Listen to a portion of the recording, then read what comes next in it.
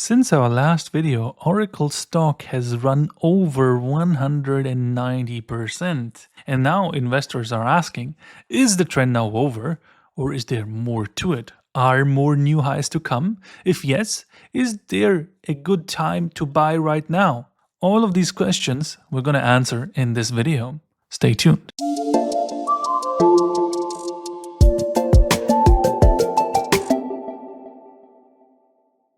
Hello and welcome to yet another video from Bloomberg Capital. My name is Patrick and today we're going to be talking about the Oracle stock. This stock delivered a staggering 198% rally from April until August of this year.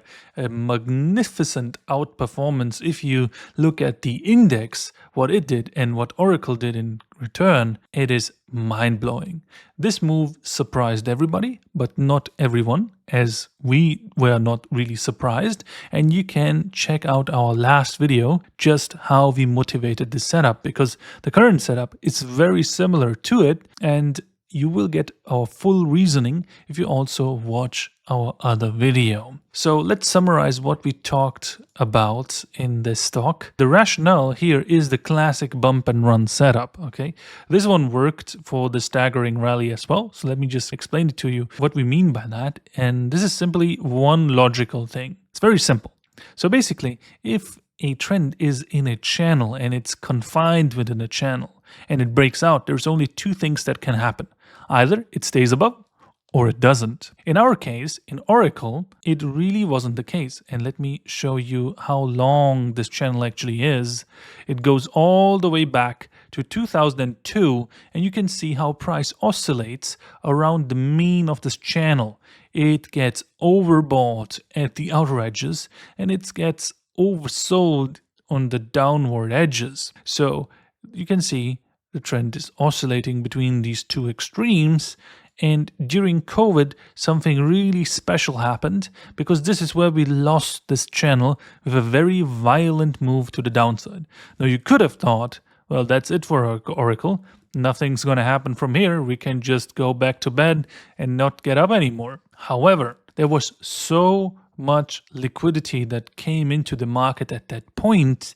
And when liquidity comes into a market, it usually spring boots it to the upside. So that's a classic spring boot setup where money is pumped into the market. We have rising inflation and therefore also rising asset prices. You can also see that the trend was more or less moderate. You can also see how it went down, it went up. It didn't have a huge stride to the upside, but it was just going up over time. However, after COVID, you can see that the corrections to the downside were not as severe anymore. They hardly did anything to the trend, and this is what we call the spring boot setup, which is simply price going up even more aggressively. So this motivated us to bump and run setup where price simply needs to stay above this trend line, and so it did. See how it formed a U-shape form just above the trend line. Granted, we went a little bit lower, but everything in here suggests strength. And once we confirmed that it is support, you can see that the trend was running away. All right. Then we had a back test of the same trend line, as you can see. So support held. And I'm showing it into log scale, but if you look at this in arithmetic scale, this move is really huge, as you can see. It's an insane type of move, something that we did call for. And now the question is that it, or is there more to it? And I would say why I went into detail into explaining it is because we are at the same setup at the moment, all right? So this could again be another bump and run setup for reaching new price extremes, after which a severe correction is going to follow. Because at the end of the day, we are bound to come back to the trend. You cannot really outsmart mathematics. You will revert to the mean at some point. Whatever goes up must also come down. So the question here is, are we already at the top, or is this simply an intermediate type of top that also creates the next bump and run pattern? So what kind of conditions need to be in place for us to assume that this is another bump and run? Well, we are allowed to make a lower low actually. See, we did that here as well. Here's a higher low, we went below it, and then we springboarded above this. So we can make a lower low here. However, the next condition has to be bullish, which means that we are not allowed to form a lower high and then correct. Because if that is the case, we have to assume that this is the top and we're going to come back to the channel. The channel is here all the way at 179. So if it's not that, how should it perform? Well, it has to compress as well, so it's going to look very similar. However, it's going to form a U-shaped body like here as well.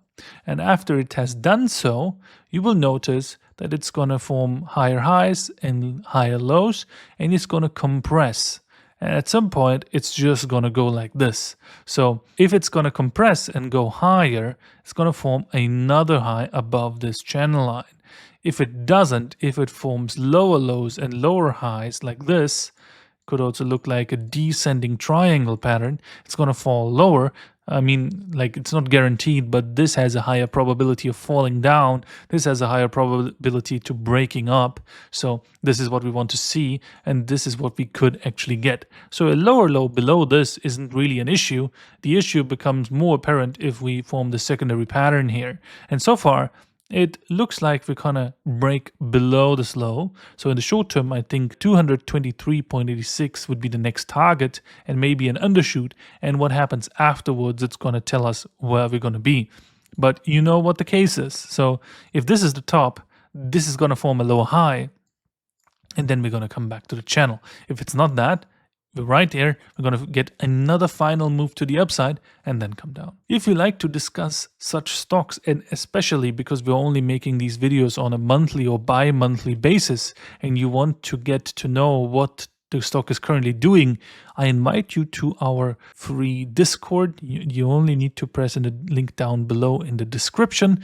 There you will join our community Discord where you can ask us any questions about any stock, and you might be interested in our premium group where you can ask us as well, because we cover there 180 stocks on a daily basis.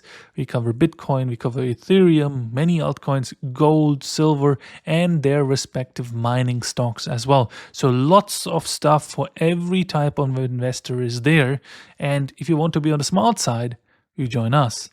All right, that's me, Patrick with Bloomberg Capital. I wish you a good week. Until next time, goodbye.